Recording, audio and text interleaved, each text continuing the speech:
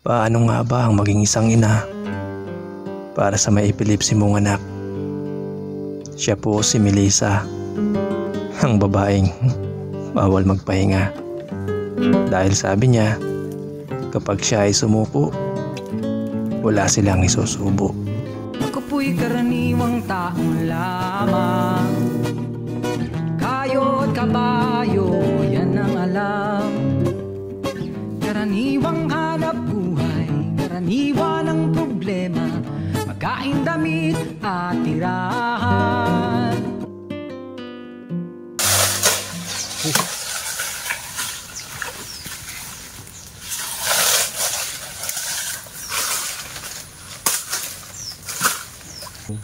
Marunong. Hindi. Yan ba? Hindi marunong. Ay, ano muna? Kaya manyaman ang yan, yan ang kakainin.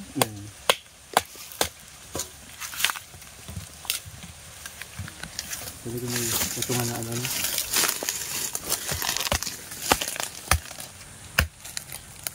Wala.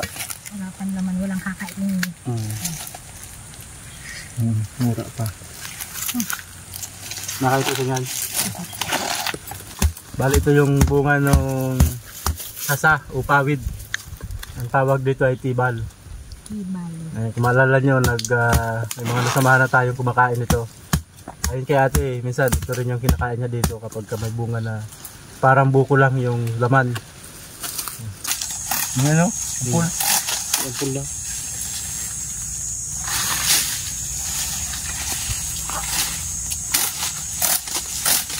Hindi ito panggata, ito yung panggata. Kaya yung pinakayod. Bigyan ko yung panggata. Ako, nukod-kod, nakayod. Ako ganyan sa ano. Ano ba yun? Ano boy? Ano sa pawid? Yan mga kawad. Bali kung matatandaan nyo si ate yung dating gumagawa ng walis na prank natin. Bumalik tayo dito sa kanila para kamustahin. Ayon kay ate, hindi pa rin sila nakakalipat kasi hindi pa yari yung bahay na paglilipatan nila. Kasi ayon kay ate, siya mismo yung gumagawa ng pawid. Totoo ba yun, te? Opo. Ikaw yung gumagawa ng pawid? Opo. Pang bubong mo dun sa bahay na lilipatan nyo. Opo.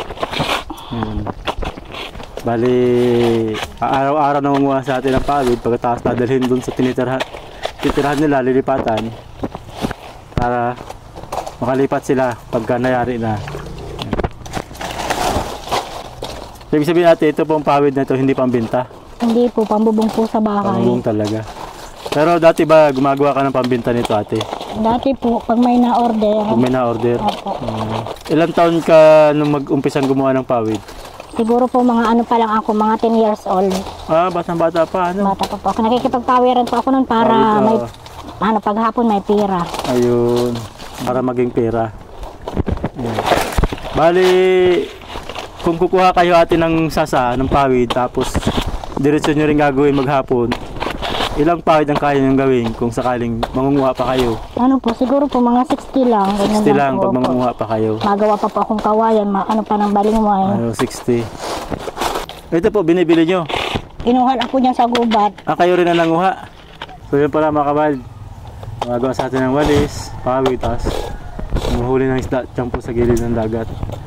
Kaya pala mayroon diyang lambat. Opo. So, anong oras ka atin naghuhuli ng isda? Maga, gabi? Hindi, ano po, gabi. Mga gabi. alas 6 na po ilalagay. Hapon. Tapos mga ano po, alas 2, alauna kukuhain. Ayo, babalikan. Titingnan lang po kung may huli. Pag wala pa po, umaga na ang Umaga na yung kuhain. pandaw. Yun pala mga kawild. Ibang uri ng paraan ng paglalambat sa gabi. Kasi iniiwanan. Nung nakaraan Buti hindi po, naman po nawawala ate yung lambat. Hindi man po. Nung nakaraan po ang nawala po ay yung ano. Yung huli. Wala pong huli ay. So, pinandaw ng iba. Siguro po ay may nangilaw. So, buti hindi naman po yung lambat hiniram niyo pa man din. Hiniram po namin. Hiniraman niyo. O kaya po talagang wala lang huli. Ah, pwede rin. Mahirap man po magbintang, wala man po nakita. Pero di naman yata po nangyayari na walang-wala talagang huli. May ano man po yung 3 piraso. Hindi ko nga po niluto. Ah, so mayroon na siya talagang Hindi huli. po, meron po siyang 3 piraso. Hindi nyo na kinuha muna. Kinuha na po namin may huli kayo. Ganun na po ang huli namin ng umaga. So, iniwanan nyo uli. Pagbalik nyo, walang huli. Wala na po nung ano. Ayun. Pinarinig ko dito sa ano eh. Pagka iniwanan mo yung panghuli mo ng isda, pwedeng kunin ng iba. Parang legal na proseso ng hanap buhay. Yung kunin mo yung huli ng iba, basta ayon sa batas nila, iwanan mo yung panghuli. Ang bawal lang ay kunin mo kasama yung panghuli. Ate, ito yung sinasabi mong lambat na minsan ginagamit nyo. Opo. Pero ay sa kwento mo, hiniram nyo lang. Hiniram lang po yan dyan sa kabila. Ah, Para po makakuha ng pang-ulam, walang pambiling ulam. ayun. Naintindihan ko na mga kawild kung bakit gabi lang siya ginagamit. Kasi medyo luma na siyang lambat. Ayon kay Michael, kung natatandaan niyo si Michael, yung iniwan ng asawa na binigyan natin ng bangka na di makina. Pagka luma na, hindi na siya pwedeng gamitin sa araw dahil nakikita na siya ng mga isda. So gabi na lang siya pwedeng gamitin dahil sa gabi hindi siya nakikita ng mga isda. Siguro ate, hindi na rin siya ginagamit nung unang may-ari talaga. No? Nakabitin na lang po yun, kaya hiniram po yun. Ayun, kasama nakabitin. ko. Oh, kasi ano na rin siya, oh. Sira-sira na rin. Tapos yun nga, malutong na natin, ano. Pero nakakahuli pa naman po. Meron pa po kagabi, nakahuli nga kagabi 7 piraso. Nga pala mga kabald, nakwento siya amin ni ate na nung panahon dati siyang sumasali sa mga beauty pageant. Yan, nung dalaga pa siya. Kahit po ngayon may asawa na. Ayun. Halos yearly ka nun ate sumasali sa mga ganon. Pag may mga ganong competition. Parang dalawang sunod lang po nung ano, yung dalawang sunod sunod. talaga. Pero po yung ano, Pero dito lang kayo sa lokal, hindi kayo ate lumalayo dyan sa Hindi ibang po. ano. Ngayon, nabanggit mo nung dito lang, pinakahuli. opo. Dito Ito lang. lang. Piyesta ng Muntinbuhangin. Munting buhangin. Opo. Pangilan po kayo ate? Ano, first runner-up? First runner up. So mayroong parang champion. Anong tawag doon? Ang title po. Title. Siya yung pinakang Ang nanalo. una, pangalawa po ako. Kaya pangalawa, first. Hindi naman po, dalawa lang kayo naglaban. Madami po kami, Marami. Siyam. Siya. Kaya mga kawild, hindi na save ni ate yung mga picture niya noon. Ay sa kanya, nasira na yung mga picture niya. Nung dalaga pa siya, sumasali siya ng mga pageant. Kasi yun, kita naman sa itsura ni ate na Pero po hindi naman po ako mayaman. Talaga pong mahirap lang, ganito lang ang trabaho namin. maaga ka ba ate nag-asawa din? Ano po pa 17. Ayun, pasulot hindi na rin, pero halos bata pa. Ano po? Kinasal po ako ay may anak na akong Ay, naka dalawa. na. Ayun. Tapos nabalo ka agad. Balo na. Ilang taon ka lang mabalo? Ate? Ano na po, mga edad na rin po. So malapit na rin mag-40. Sabi niyo 3 years. Mga 30-han pa lang naman po. Hindi pa, bata pa. Mga kailan ang pinakampay na nalipat mo niyan? Pag po siguro nangyari na po yun, para po Yung bahay niyo? po. Para po hanggang hindi pinapalas dito, para po mangyayari, balik-balik lang po. Balik-balik lang kayo. Opo, Doon. punta po doon, punta dito. Okay. Tapos doon kayo tumira noon. Ibig sabihin natin, yung tunay mong tatay, maaga rin nawala. Hindi ko na po nakita yun. Di mo nakita? Ano daw po, sabi niya ni nanay, 1 buwan daw po ako nilagay ako sa ilalim ng katre habang pinaglalamayan daw po. Para hindi daw ako madaganan ng mga tao. Ganun pala, no? Wala mga kawild, bali, nung mga nakaraan, nanawagan si nanay na sana makita niya muli yung kanyang mga anak.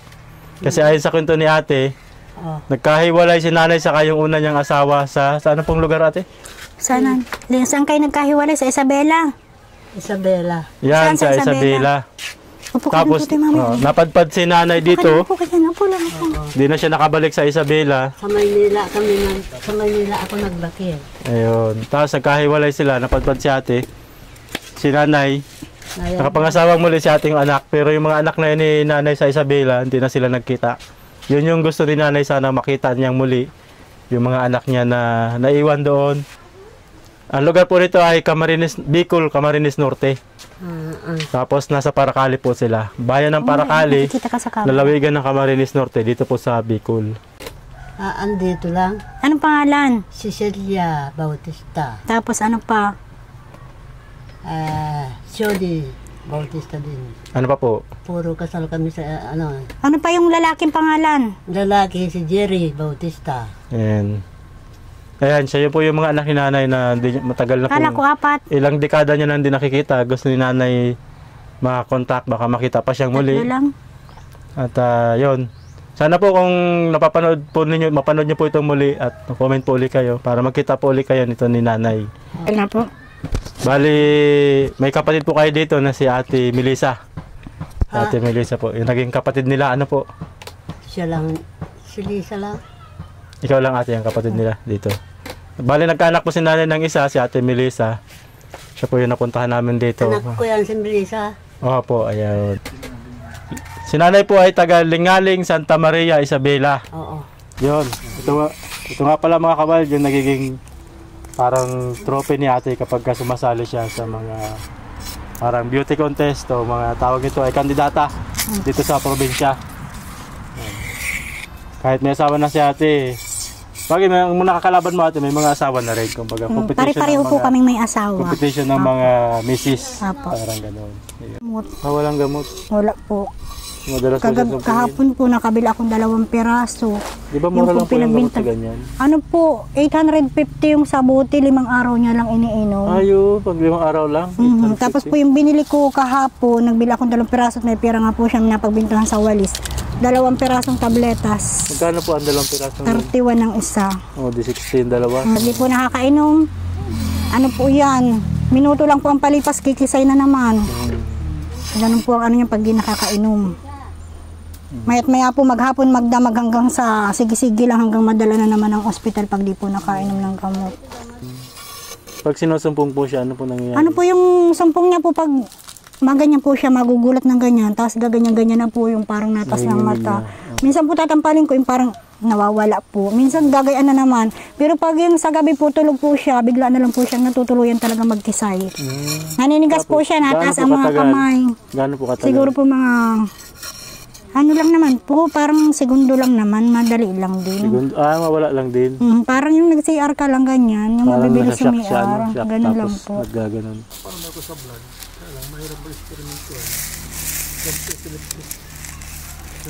Pag nakita niyo po yung abuting Diyos ko po, nakakaawa pong tingnan talagang naninigas po talaga yan, yung mga ganyan yan, ang titigas, pati ibinti talaga pong kumpara paano ang gaganyan-ganyan, baga po namimirelipit na ang ano, tas nakanganga. Tarak ang Pag mata. araw, tibihira naman siya. Pag nakakain po siya ng mga bawal, mayat maya din sa araw. Minsan po 4 na araw sa maghapon. 4 na beses. Hiwalay pa yun sa gabi. Ilan taon ba siya ate nag-umpisa mag-ganon? Ano po yan, nagkaroon po yan ng meningitis, 4 years old. Ano po, nag-unlagnat niyan ay nag 14 days. Tapos Yun ang po nag-umpisa na po pinagsimulaan niya. Ayan mga kawal. Bali ito yung dala-dala niya ate kapag pag-uhuli naman siya ng isda. Kasama niya yung kanyang anak. Ayan. Pero siguro ate ano po, ganito na lang ate. Kasi hapon na po, hindi na kami makakasama talaga doon sa pupuntahan mo. Kung okay lang sa'yo, kasi tuwing hapon mga kawal, manguhuli si ate na isda para pang ulam nila, yung iba daw binibinta. Pero gusto sana namin sumama, kaya lang pahapon na medyo malayo pa yung uwi namin. Ako na lang po. Siguro po sa sunod tayo mga kawal, makakasama kay ate. Ako na lang po yung tutuloy, kayo na lang po hindi na iiwan. Tutuloy po kayo. Hindi, mamaya lang ate, halika po.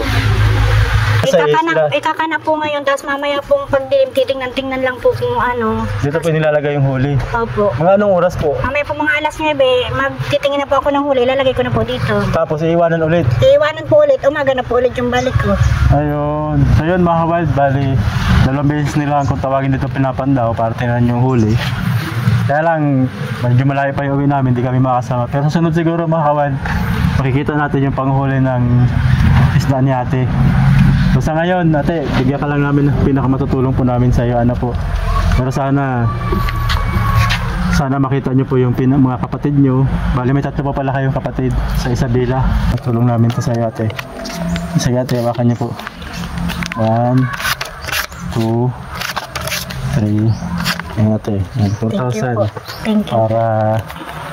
Para yun, ano po mong kailangan yung dagdag sa bahay nyo at mabibili nyo yan. Para kaya may pangailangan po kayo sa pera. Mukhang pinakakailangan nyo po ngayon maintenance ng anak nyo. Ano po? Gaano po kalaki yung pangailangan sa maintenance ng anak nyo? Ano po, yung pang isang linggo niya po, 850, 5 araw lang po yun. So yun yung madalas na iniisip mo ate, kung saan mo hahanapin yun. Ano po nangyayari nga ate pagka hindi kayo nakakabili ng gamot? Ano po, nagkikisay po, maghapon magdamag, nagpaparakisay po. Minuto lang pong palipas, makisay na naman. Yan, maraming salamat nga pala kay Mr. Asado na nagpadala ng tulong. Kaya ibibigay namin sa mga tinutulungan namin. Si ate yung napili namin kasi malaki pangailangan niya para sa kanyang anak. Sa maintenance ng kanyang anak. At yun yung ginagawa pa ni ating bahay. So matira po nung pera nyo, sir. Ibigay rin na ulit natin sa iba. Yan. Maraming salamat po sa iyo, sir, sa napakabait, napakabusilak ng puso na pagiging handang tumulong sa mga tinutulungan namin. Salamat po. Sir Asado po, maraming salamat po sa binigay po na tulong po sa akin. Sana po, Sige lang ate. sana po pagpalain po kayo ng Diyos sa ginagawa niyo po sa amin. Salamat po. Napakalaking tulong po itong nakuha kong pera para po pambili po ng gamot ng anak ko. Kasi po sobrang hirap po namin talaga. Hindi po ako pinapaniwalaan na mahirap po kami. Yun po yung totoo. Nung nakaraan po na hospital po yung anak ko, nanghingi lang pa ako ng tulong sa kagawad. Nabigyan pa ako ng 200, nadala ko po yung anak ko sa hospital. Maraming salamat po. Malaking tulong po ito sa akin. Pero binigay niyo po. Yun lang po. Salamat po. Maraming salamat po sa Asado kasi napakalaking tulong po talaga niyan kay ate saka sa kanyang anak.